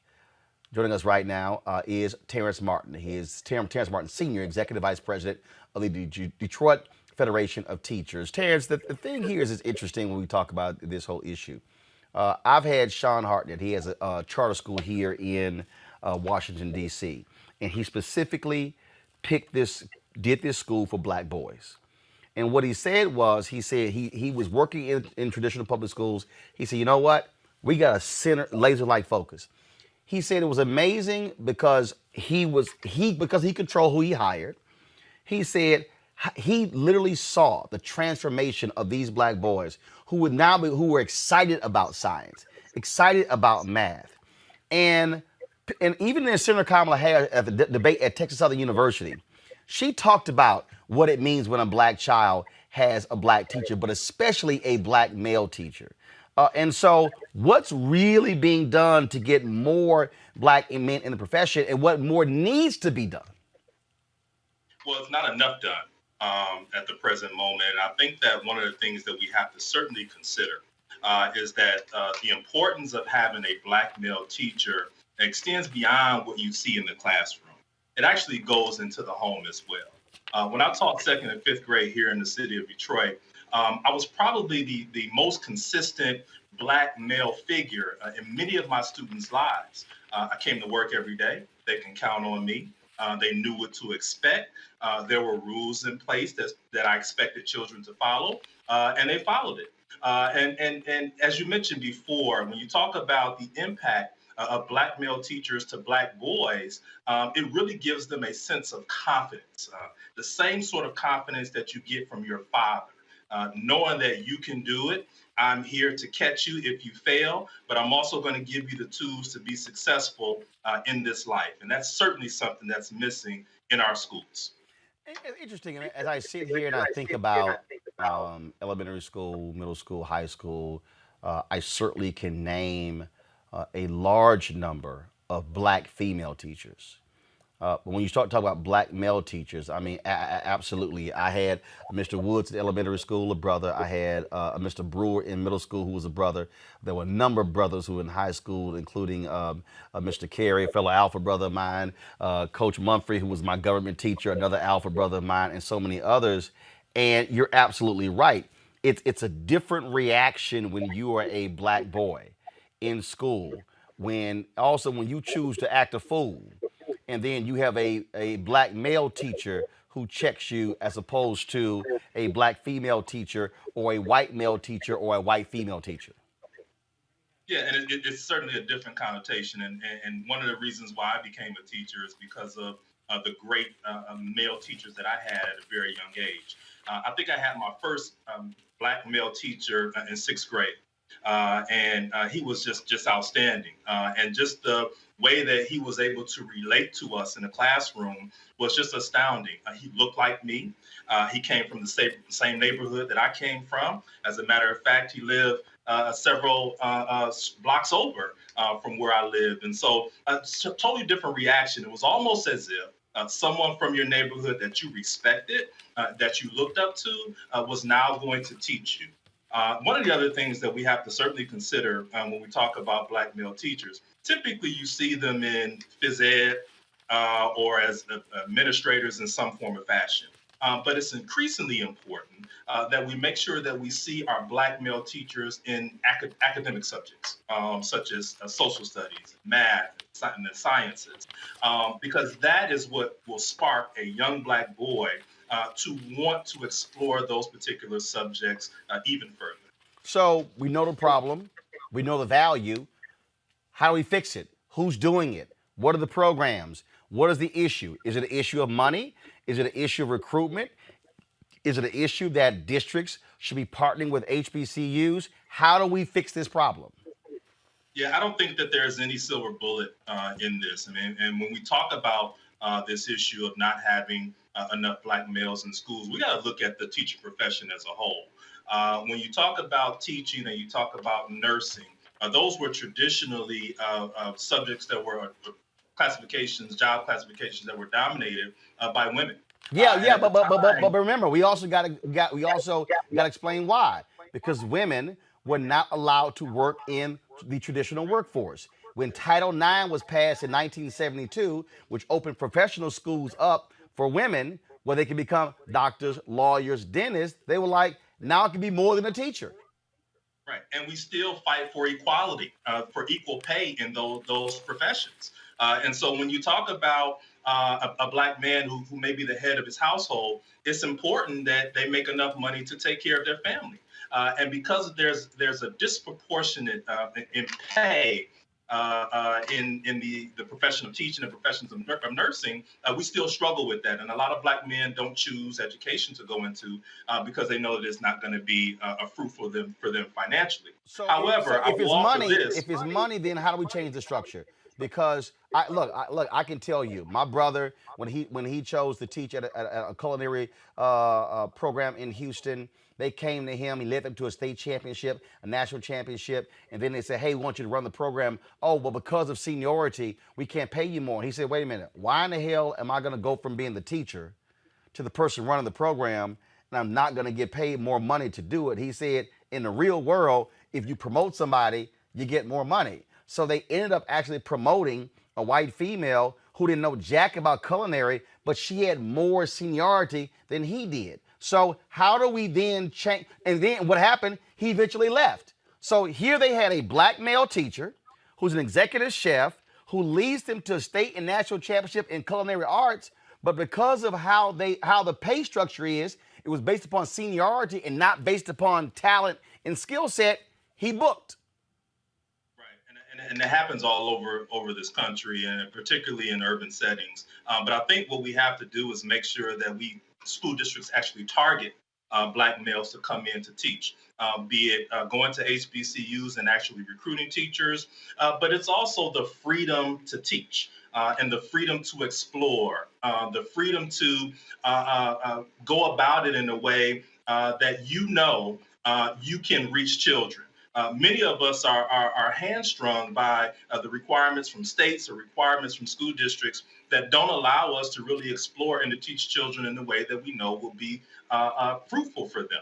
Obviously, pay and the pay structures are an issue, and we really have to work to try to get those up to speed to really make sure that we're going after those targeted areas that are of importance to our black children. But at the same time, we have to make sure that when we recruit them, that we give them the support that they need so that they can continue and not want to leave the profession. But see, on the point you made there, and look, man, I've made it clear to people, Very simply, that is, I support every means of education. Traditional school, public school, charter school, magnet school, online school, home school, technical school. For me, it's just got to work. And what you just described there, again, is the struggle that a lot of people have with traditional school system because that lack of freedom. And I think also and I think, again, one of the things, and I'm telling you, look, my sister's a teacher. My younger sister's a teacher. My middle sister was a teacher's aide. My brother also taught. I'm the only one who didn't go into the classroom because I probably would choke a kid to death because I ain't got that much patience. I'm just letting you know. I ain't got that much. So God bless y'all for having the level of patience to teach. I'm just saying I appreciate it. But this is the deal that I have said this for years. The teaching profession, they're not going to get an increase unless they confront the financial restrictions. If you are a person who can go into another area and you can make coming out, you can make 60, 65, 70, 75 or whatever, we can throw all kinds of different numbers, they have to adjust that because people are not just gonna say, I'm gonna like the old way, I'll teach 30 years and get my payoff when I get my pension. This generation is simply not doing that. That's a true statement, and I don't disagree with you that the pay structure has to change. And it's more than just what happens at the local school level. It's also what happens at the state level. Look, these school districts, and particularly those in urban areas such as Detroit, have to be funded in a way that we're able to raise salaries for workers all across our state, all across our school districts. And, when you talk about the fact that you were really battling with other industries to really pay people well and get the quality people that we need, pay is always going to be an issue. Here in Detroit, we've been able to do some things to attract teachers that have been pretty groundbreaking. We were able to raise salaries for beginning teachers. We're able to really move our teachers on the salary schedule who have been here. But obviously, we're going to value the folks who have done the job and have paid their dues, and the folks that have proven to be quality workers. And so certainly we have to make the steps and the strides to take care of the folks who are existing. But you're absolutely right. It's going to be an issue for folks until our school districts, particularly those in urban areas, are funded the way that they should. All right, Terrence Martin Sr., we really appreciate it. Thank you so very much. Thank you. All right.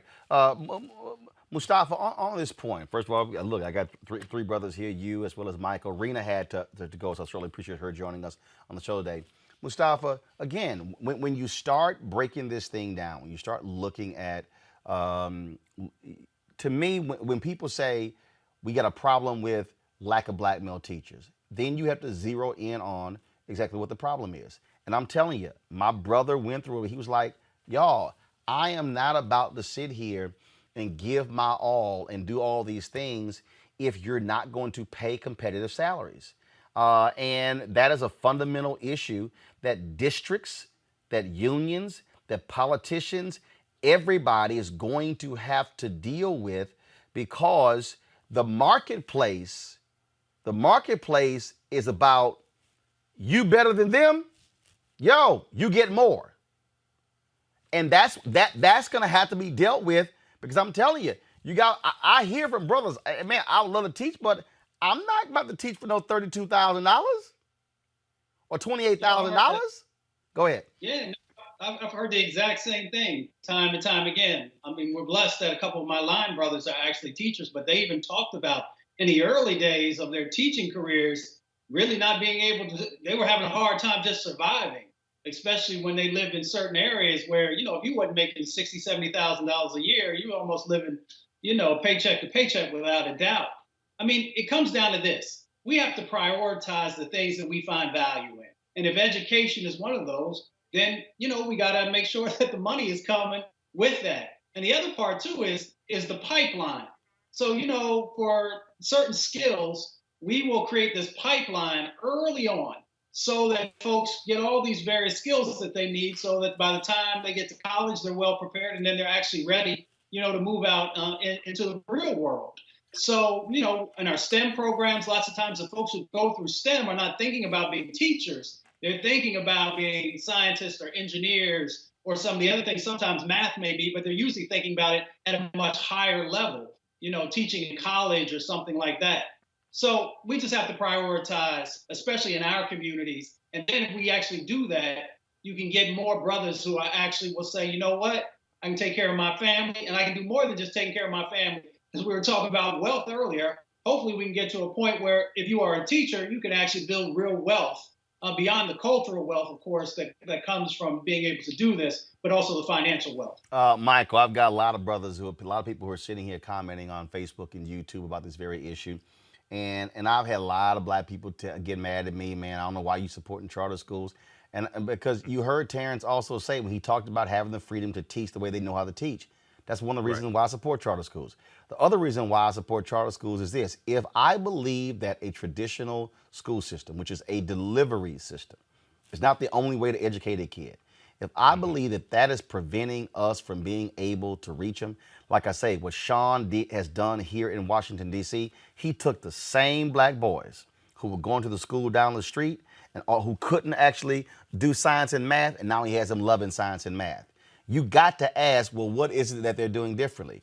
And for me, if having the ability to actually control the pay structure, if I think you worth 75 and that person's worth 50,000, that's what happens in the marketplace. It doesn't matter if that person has 5 years and you got 3 years. If you kicking that behind and outperforming, I gotta have the flexibility to pay in that way. That's how you keep good, talented people. The teaching profession has to stop operating in the 1970s when it comes to how they pay people and deal with where we are in the 21st century. Yeah, I agree with that. And I'm the product of Detroit Public Schools. I live here in Detroit, McFarland Elementary School, Drew Middle School, Cass Technical High School, and also went on to Wayne State University and graduated from Wayne State University. And my mother was a teacher in Detroit Public Schools as well. I come from a long line of teachers.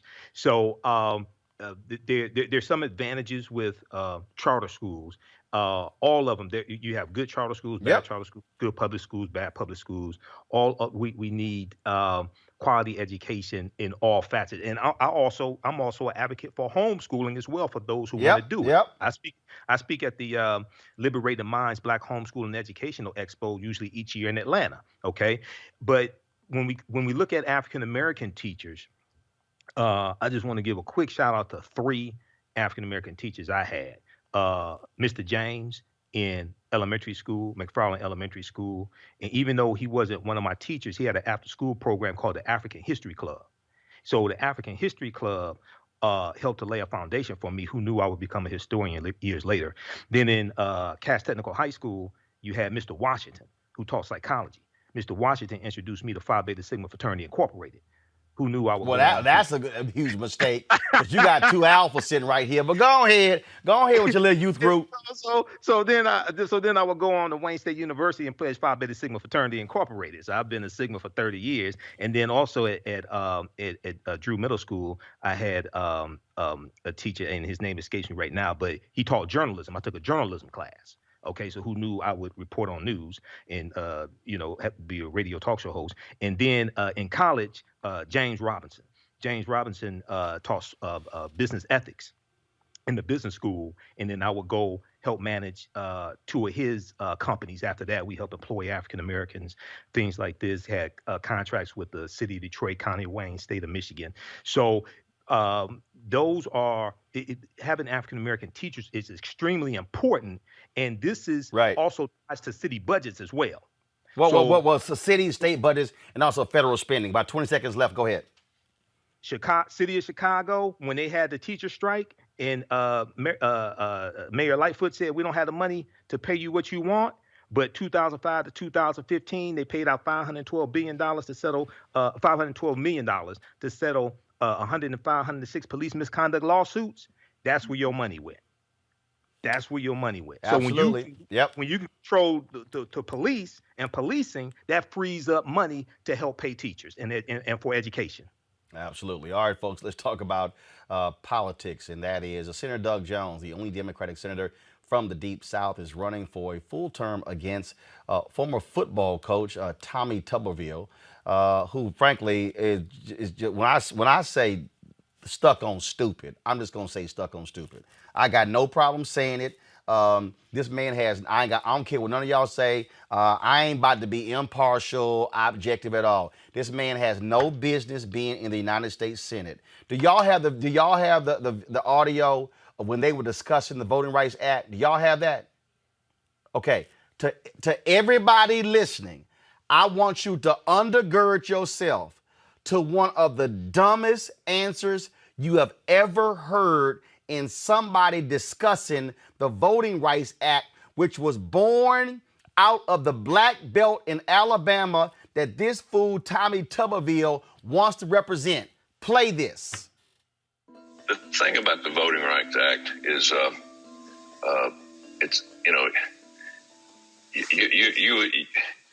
there's a lot of different things you can look at it as. You know, who's it going to help? You know, what direction do we need to go with it? I think it's important that with everything we do, we keep secure. We keep an eye on it. It's run by our government, and it's run to the point that it's got structure to it. It's like education.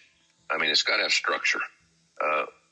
Now, for some reason, we look at things to change, to think we're going to make it better, but we better do a lot of work on it before we make that change.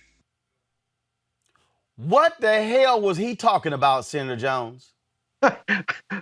You got me, Roland. I mean, I just got to be honest with you. I have yet to figure it out. And I guess the reason I can't figure it out is because he can't figure it out. He has no idea. He has no clue of what he was talking about. And that, quite frankly, I think that once that become public, that is why he is completely underground. He is not talking to the media. He's not talking to the people of Alabama. He is not doing anything but 30-second TV ads.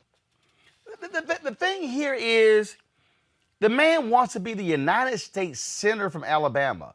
What the hell has he done other than coach football? Well, he's actually done a few things that are not so good. He coached football, but he quit those last 4 jobs. He tried to run a hedge fund for a year between his Auburn job and Texas Tech. Got money, millions of dollars with him and a partner for people investing, telling those folks that he was going to watch over their money, review their investments and all. Then he quit on them, went to Texas, and guess what happened? His partner embezzled all the money, and he ended up getting sued. He had to settle with the investors. He quit on everybody. That's the main thing.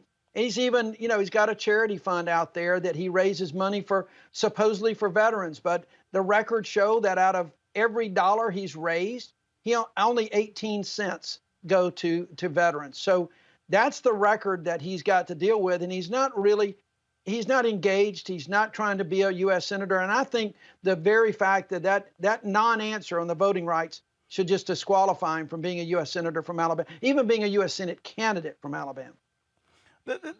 And what I need people to understand, and is it resonating there? Because we're talking about Alabama. We're talking about Birmingham. We're talking about Montgomery bus boycott. We're talking about Selma. We're talking about Bloody Sunday. We're talking about, again, folk who put it on the line, the foot soldiers. And it has to be shocking, stunning, and embarrassing to them to have somebody who clearly has no damn clue what the Voting Rights Act is, and he is going to be their representative in the U.S. Senate? One of the two? I tell you, it's energizing a lot of people to get out to vote. We've got some early voting going on now in Alabama. It's an absentee ballot process, but we got folks engaged in getting out to vote in record numbers. There's some things going on even on a Saturday tomorrow here in Birmingham, Jefferson County. So it's energized a lot of people. And for a lot of other folks, it's just got folks scratching their head about why does he really want to do this? He hadn't even lived in Alabama, and he's just moved to Alabama 18 months ago as an ego trip to run for the United States Senate. So there's a lot of things out there, Roland. People are beginning as, wait. Well, hold up. He has only lived in Alabama for the last 18 months? Yeah, that's right. No, look, He lived in Alabama from like 1999 to 2008. He's not born here, never lived in Alabama until he started coaching at Auburn. As soon as he left and quit coaching at Auburn, he stayed around for another year running that hedge fund, then moved to Texas, then moved to Cincinnati. And then after that, he's got a big old house down on Santa Rosa Beach. He's had a lake house, a vacation property that he sold a couple years in Alabama. But he's not lived in Alabama and moved to Alabama literally to run for the United States Senate just about, I guess it's about 2 years ago now. He didn't even vote in Alabama in 2018. When the election was held in 2018, he was not a registered voter in the state of Alabama. And that's a fact. He just moved to run for the Senate. This is a kind of an ego trip. And you know me, you and I've talked about this a long time. I'm born and bred here, lived here all my life. And Alabama runs deep in my blood, and it's really kind of shocking that he would come and try to do this. But the fact is, we're okay. We're moving in the right direction. This race feels so much like it did in 2017 when we ultimately won that race. This is again, as I'm and Mustafa and Michael prepare your questions for Senator Doug Jones. The thing that I still grapple with, and I get it. I get Alabama is deep red, but at some point, common sense has to set in. Y'all haven't had any debates, right? No. He will not. He didn't even debate Jeff Sessions, and if he's not going to debate Sessions, he's sure as hell not going to debate me. He's not only not debating now. I'm telling you. This guy's staying underground. They've got him. You remember the old Get Smart show? You know, yep. Don. You know, in the cone of silence. Yeah. They have him in a cone of silence because he is not talking to the media. Even when he goes to some of his own Republican clubs, they don't let him speak to the group. He just kind of works the crowd a little bit and shakes hands. And it's because of that Voting Rights Act, and because that's going to be his non-answer to just about any substantive question that he gets. His only message is, I support Donald Trump. That's just it. And we're out there every day. We're out there doing shows like yours. I've been all day today on the phone with media interviews all day long today because, people ask me about the media. The question that media phrases, what do you make of him not talking to the media? And I said, well, wait a minute. It's not that he's not talking to the media. You guys are the microphones to the public. He's not talking to the people of Alabama when he's not talking to the media. And I think that that's really important. And people are beginning to take notice. They're wondering, why is he even here? Why is he running for this office? What's up with this guy? Mustafa, you got a question for Senator Doug Jones? Yes, Senator Jones, thank you for being a champion for civil rights because I know your record over the years. My question for you is, what is your vision for Alabama? Oh, my vision for Alabama is one of an inclusive society. And I think we proved that. I think we proved in 2017 that Alabama has got our best foot forward that people a lot around the country hadn't always seen. They think about us sometimes in old days in black and white images. But there's so many incredible things going on in the state. It's a state of incredible diversity and natural resources. We've got a good business climate for folks, but we've got a good working climate for folks. And so my vision is to really represent that. That's why my campaign slogan is One Alabama, so that folks know when they've got a United States senator, I'm not representing just a privileged few. I'm representing all Alabama. And it doesn't matter if I am going down in the black belt of Alabama, waiting around to try to make sure that the sewer sanitation and the septic tanks down there are working properly and putting money in the federal budget to do that. Or I'm going up to Huntsville, Alabama at Redstone Arsenal to watch test fire for the next engines that's going to take a rocket and a man to the moon. That's Alabama. It's an amazing place. And my vision is to make sure that we put those divisions of the past behind us and that we unify together and we come out as one Alabama. I've said many times, and Roland has heard me say it, so many of our divisions in the country started in the South, but we can be the place of healing and reconciliation and going forward, and that's what I've tried to do. Michael, your question for Senator Doug Jones. Hello, Senator Doug Jones. This is Michael Imhotep. How you doing? I'm doing great. Thank you, Michael. All right. Well, look, I covered your senatorial campaign in 2017 for 910 AM WFDF here in Detroit, reported on it. Had a quick question for you. In 2017, it was African Americans who mobilized, organized, registered to vote, and came out and supported you, men and women. How have your policies been able to help African Americans, help their conditions, et cetera? Can you talk a little bit about that? Great question, and thank you for asking about that. But I'm going to tell you, Michael, I got to say this before we start. I noticed when I was watching you guys talk before I came on, you had those two Muhammad Ali pictures right behind you, including the one where you're standing over Sonny Liston. I want you to know that just over here to my left, I've got that photograph in a big oh gosh, it's probably a 20 by 30, or maybe it's 11, something like that, but it's autographed. And it's autographed, and it's an amazing signature. He autographed it, Muhammad Ali, after me, there will never be another. And then he did a little boxing ring in it. It is one of my prized, memorabilia collections. So I just had to say that first. So what have we done? And look, we've been there a lot. I mean, I'm not one of those guys that doesn't understand and appreciate folks that supported you. And one of the first things I did, and I alluded to it a minute ago, right after I took office, was taking a tour down in the Black Belt area to see some just unbelievable conditions where people are straight piping sewer into the woods, where septic tanks are so bad that it bubbles up, where kids are playing. There's a hookworm problem down there. And so one of the things that we were able to do that year is get up several $100 million in for grant monies that people can apply for. And they're doing that now to try to help those systems. The other thing that I've done, and I'm very incredibly proud of this, I've been a real champion for historically black colleges and universities. We have 14 in the state of Alabama. We've got more than any state in the country.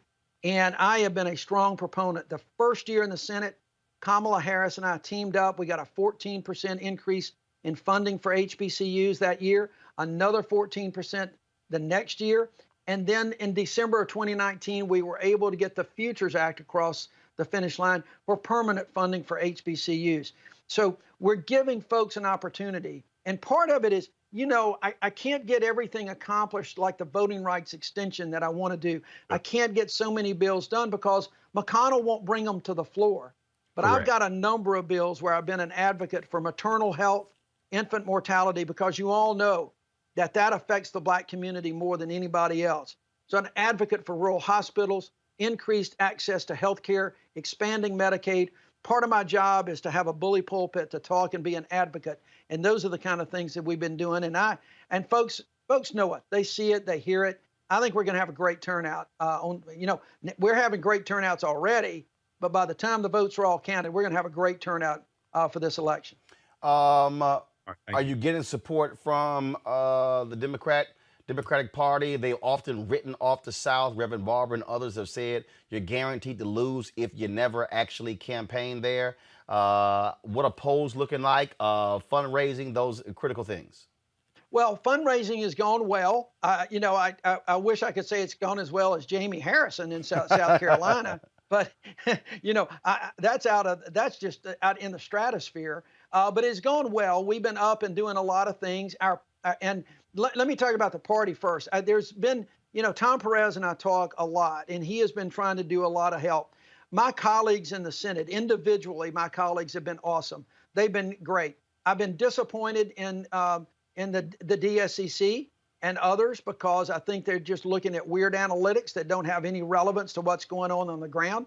And then I'm not going to tell you anything different that I've said to them. It's been disappointing because I'm going to tell you, Roland, our track and polling that we're showing is really strong. We are showing a tight race, which we always knew, and we're doing tracking every day. And we've got a poll that we just kind of put up today that showed that I had a 1-point lead in this. Now that, things are fluid. We know that.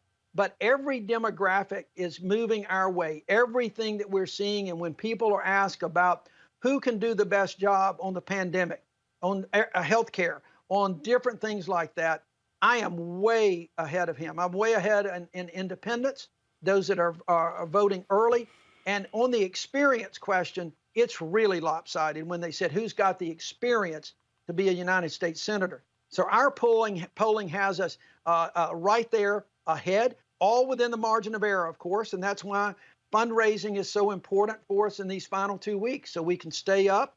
But we feel really good about where we are right now, and I'm excited about what we're seeing in our tracking polls every day, because I've told folks we're gonna prove these damn pundits wrong again, and I'm gonna let them argue that Doug Jones can't win a race again all the time up until November 3rd when I give my victory speech once again. Well, I think it's pretty stupid that if Democrats actually think that they'll be able to win, you got to actually run. And whether we're talking about Alabama, same thing. Mike Espy is down 1 point to Cindy Hyde-Smith. Right. She won't even debate him.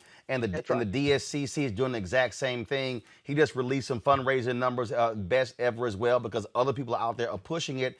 I mean, he only lost by 68,000 votes in 2018. And I argued then that the Democrats should have been actually on the ground, working it, finding 70, 80,000 people to pick up in 2020, but you got to put the work in. You can't do it just during a campaign season. You got to do it in the off season as well. That's exactly right. And we've been doing that. And so we're going at it hard, and we've had the resources that we've been able to do it. We can always use more, because right now in the last 2 weeks, it's going to be that ground game and get out the vote efforts. I will tell you the Alabama Democratic Party has reached out to close to 2 million people right now, and they've touched hundreds of thousands of people, and we're feeling that energy. We see it. It's reflected in those pollings, and I think everything is moving in the direction that we want to see it move in. And because,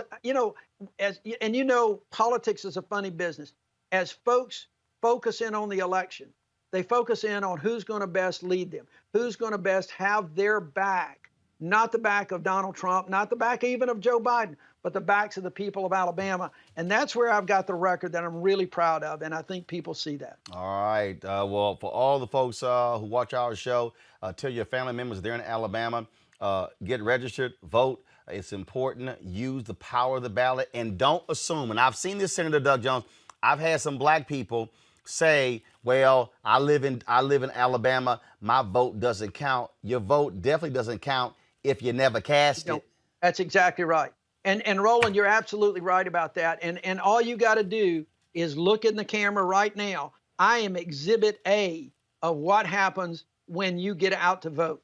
That's what happened. Good things happen when we can get out and vote in numbers. So you're absolutely right. Don't sit back. Get your friends, get your neighbors, and everybody in your family. Let's get out to vote, because we've got the numbers to do it for sure. All right, Senator Doug Jones of Alabama. We surely appreciate it. Good luck.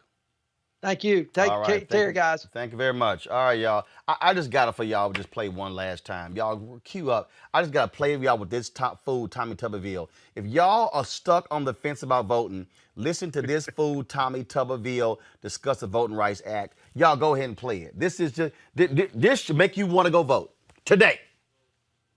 The thing about the Voting Rights Act is it's, there's a lot of different things you can look at it as.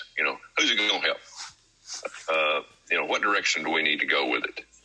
I think it's important that with everything we do, we keep secure. We keep an eye on it. It's run by our government, and it's run to the point that it's got structure to it. It's like education. It's got to have structure. Now, for some reason, we look at things to change, to think we're going to make it better, but we'd better do a lot of work on it before we make that change.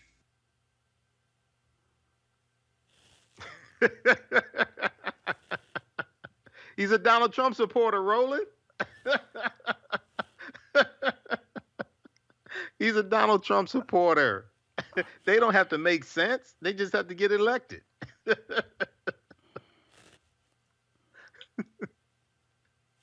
But the bad thing about it is, Roland, is that he doesn't know about the 1965 Voting Rights Act, but Jefferson Beauregard Sessions III knew about it. That's why he cheered the U.S. Supreme Court case ruling Shelby County versus Holder, gutting Section 5 of the Voting Rights Act. That's why he cheered that. So we have to study history and law. All this is connected. Politics is the legal distribution of scarce wealth, power, and resources, and the writing of laws, statutes, ordinances, amendments, and treaties, their adoption, interpretation, and enforcement. All this is connected in the 1965 Voting Rights Act, came out of a historical context, a historical fight, but it influenced the 2016 presidential election because there were 868 fewer polling places to vote at, and the majority of those were in communities that had high African-American, Hispanic population. Mustafa, you know what? I'm going to play that every day. Exactly. I got to play that every single day in order to get every black person in Alabama to vote for Doug Jones and not put that dumbass, Tommy Tuberville, in the United States Senate. Every black person in Alabama should be mad as hell that there's somebody who's even has the audacity to run for the office and has no idea what he's talking about something that is so critical. You know, the roots of the civil rights movement run through Alabama. I mean, it's just amazing. But it literally did sound like Trump speaking, because there's no depth to anything that they focus on. It is all about slogans, because they know slogans. And that was a unintelligent, I don't even have the words to describe how it was just illiterate. And I don't want to be disrespectful to anyone, but it was so illiterate in the way that he put words together that had no meaning and no connection to the question that was asked. I